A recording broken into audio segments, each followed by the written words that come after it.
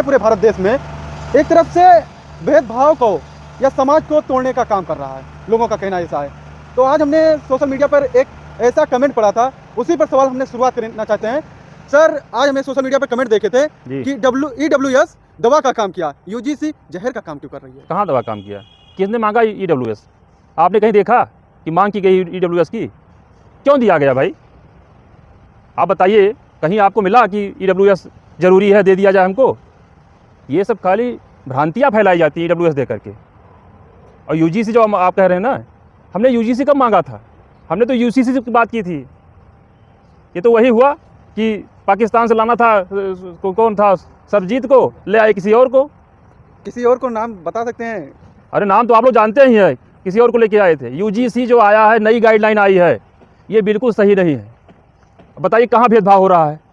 आप कैसे मान रहे हैं बिल्कुल सही नहीं है? क्यों विरोध कर रहे हैं? आखिर ब्राह्मण इतना आक्रोश क्यों? ब्राह्मण नहीं भैया, जो पढ़ा लिखा, जो समझदार है, वो विरोध कर रहा है इसका। ब्राह्मण का विरोध कर रहा है, सामान्य वर्ग पूरा विरोध कर रहा है। आप ऐसा कानून ला रहे हो कि सामान्य वर्ग को बांध के रख रहे हो। आप चाहते हो सामान्य वर्ग ना पढ़े, पढ़ने न जाए, विश्वविद्यालय में वो पढ़ाई ना करे, वो इंटर करके बंद हो जाए। क्यों ऐसा चाह रहा है?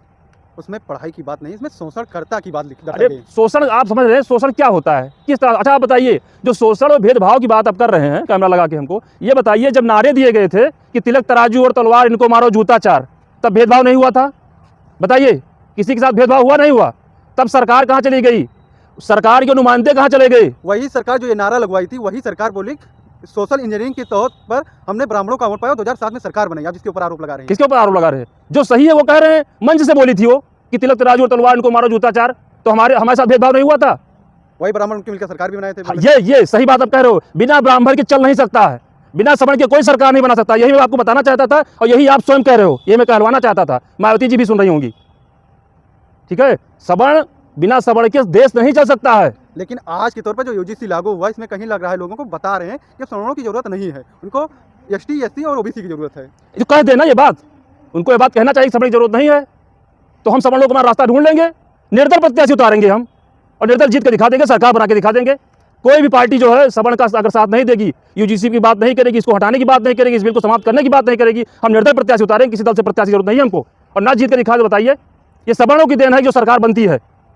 आज की स्थिति वो है कि आम वर्ग का आदमी नुकसान नहीं करना चाहता। वो 500 रुपये की मजदूरी करने वाला लेबर, वो चाहता है कि मैं कहीं नहीं जाऊंगा, मैं 500 रुपये पाऊंगा तो जाऊंगा। लेकिन सवर्ण अपना सब कुछ सर्वस्व न्यौछावर करके, अपने घर का काम छोड़ के, अपने माता पिता के बीमार माता पिता को छोड़ के दवा नहीं लाता है, लेकिन वो रैली करवाने चला जाता है। उसी रैली में अन्य वर्ग के लोग जो आते हैं 500-500 रुपये लेते हैं, और यही सरकारें, यही पार्टियां दे के लेके आती हैं। बताइए हमको। तो सामान्य वर्ग की तो मतलब पूरा प्रयास करता है चलाने के लिए, और आप कह रहे हो कि बिना सामान भर के चल जाएगा? बिना सामान के बताओ कोई सरकार चली हो? हम नहीं कर रहे हैं। मैं उसी की बात कर रहा हूं जो कह रहा है, मैं आपको नहीं कह रहा हूं, आपके माध्यम से उन लोगों को कह रहा हूं। बिना सामान के देश नहीं चल सकता है, कोई सरकार नहीं बन सकती है। और जिनको ये गलतफहमी हुई हो कि हम अकेले चला लेंगे, वो करके देख ले, एक रैली करवा लें बिना सवर्ण के, और रैली करवा के दिखा दें कि हाँ बिल्कुल निश्चल भाव से, पवित्र भाव से, बिना दाम दिए, बिना लंच पैकेट दिए, तो आदमी बुला के रैली करवा दें, कोई हो तो आपको लग रहा है इसमें सरकार पूरा बैकफुट पर सामने खड़ी हो? आप भेदभाव की बात क्यों करते हैं? JNU में जो नारे लगाए गए, ये तो राजनीतिक पार्टियां भी करती हैं अपना वोट बैंक बचाने के लिए। तो वही तो कर रही हैं, सब वही कर रहे हैं, भेदभाव की बात बता रहे हैं। तो ये कह देना चाहिए कि हम राजनीति कर रहे हैं, हम राजनीति कर रहे हैं, मंच से बोलना चाहिए, हमें जरूरत नहीं है। कहना चाहिए, नहीं कहना चाहिए? तो ये सब जो UGC कानून लाया गया है, संशोधित कानून जो लाया गया है, ये देश के हित में नहीं है। अगर आपको बहुत दिक्कत है, बहुत भेदभाव हो रहा है अन्य वर्गों के साथ, तो आप दूसरा विश्वविद्यालय दे दीजिए, सवर्ण उसमें पड़ेगा, कोई दिक्कत नहीं, सारी समस्या का हल निकल जाएगा। आपको क्या जरूरत है इक्विटी कमेटी बनाने की, लोगों को परेशान करने की? ये सब जरूरत नहीं पड़ेगी, आप अलग विश्वविद्यालय दे दीजिए।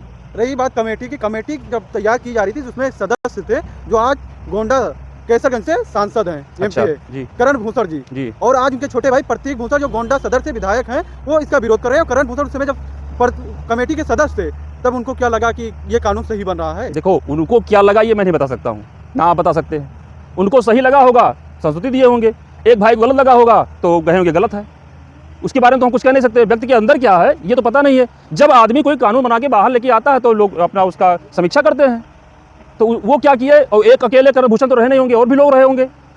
तो जो जितने भी सांसद लोग थे, जो गद्दार सांसद हमारे द्वारा चुने हुए, हमारा मत ले करके वहाँ पे गलत मत दे रहे हैं, उन सब के लिए मैं कह रहा हूँ कि जो काम आप कर रहे हो ज़्यादा समय दूर नहीं है, 2029 बहुत दूर नहीं है, आप फिर आओगे वहीं और आप वोट जब मांगने आओगे तो जवाब लेके आना पड़ेगा आपको कि मैं क्या किया, मैंने क्या किया। और प्रिया पटेल पिछड़ों की बात करती हैं, देख रहे हैं आप। चंद्रशेखर रावण खुले मन से चिल्लाते हैं कि हम SC ST के साथ हैं। अरे क्या ऐसी मजबूरी हो गई है सवर्णों की कि सवर्ण के साथ नहीं है? सवर्ण का ही वोट लेके जाते हैं, सवर्ण के माध्यम से सरकार बनाते हैं और उसके बाद सवर्ण को दबाने काम करते हैं।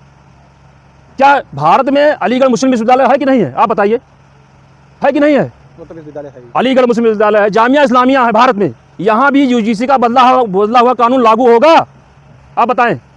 एक प्रश्न आप सरकार से करिएगा कि इन 2 विश्वविद्यालयों में या जितने भी अल्पसंख्यक विश्वविद्यालय वहाँ होंगे भारत में, वहाँ भी ये लागू होगा? लागू करके दिखवाएं पहले। जहाँ हो सकता है कुछ करना चाहिए, तहाँ नहीं करेंगे ये।